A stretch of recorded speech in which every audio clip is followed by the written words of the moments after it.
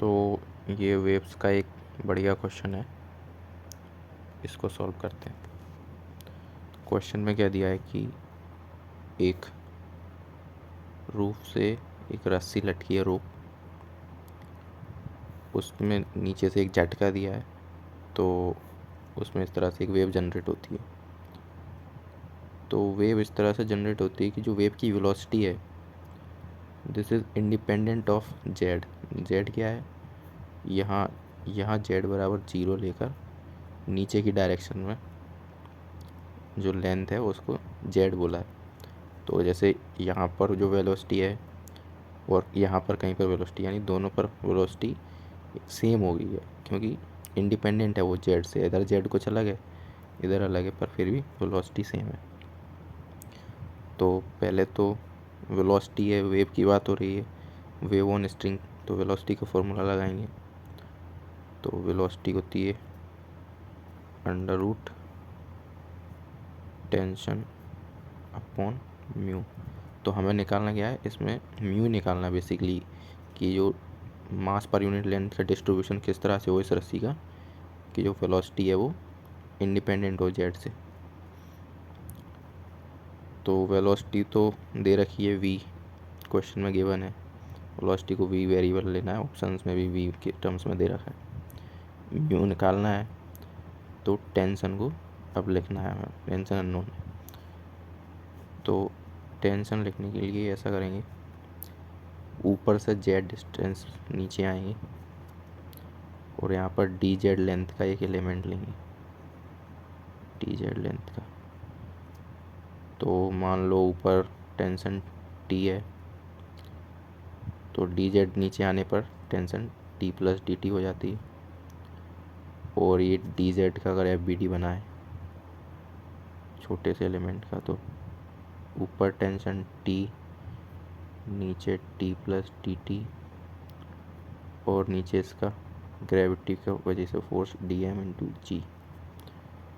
तो बैलेंस करेंगे फोर्सेस को, इक्विलिब्रियम में है, तो T plus D T plus T M into G minus T equals to 0। तो यहाँ से ये टी कट गया,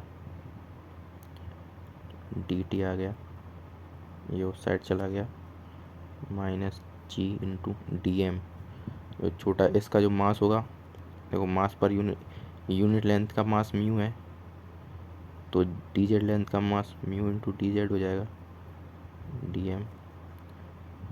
तो डी एम हो जाएगा म्यू इंटू डी जेड, तो डी टी आ गया minus g times mu into d Z. तो यहाँ से टी को ऐसे लिख सकते हैं, स्क्वायर रूट दोनों साइड स्क्वायर करके म्यू इंटू वी स्क्वायर।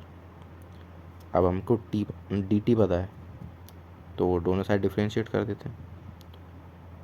तो D T equals to product rule, D mu into we square plus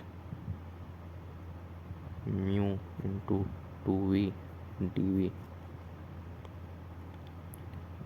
अब अगर दोनों साइड डी जेड से डिवाइड कर दें, डी टी वाइड मतलब दोनों side with respect to Z differentiate कर दें, तो D T by D Z हो जाएगा, इधर D mu by D Z हो जाएगा, और इधर D V by D Z.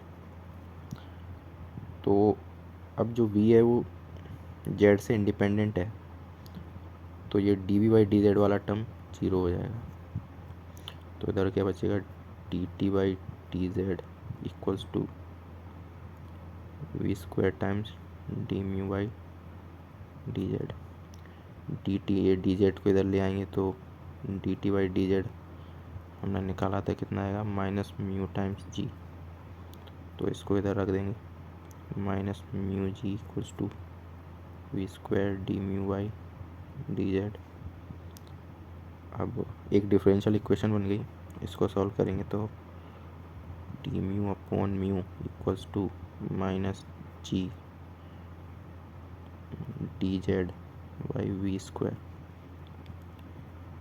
दोनों साइड इंटीग्रेट कर देंगे, लिमिट इधर डी जेड है तो जेड की लिमिट आएगी, इधर डी म्यू है तो म्यू की लिमिट आएगी। तो उसमें दे रखा है z इक्वल्स टू 0 पर म्यू जो है म्यू नॉट है।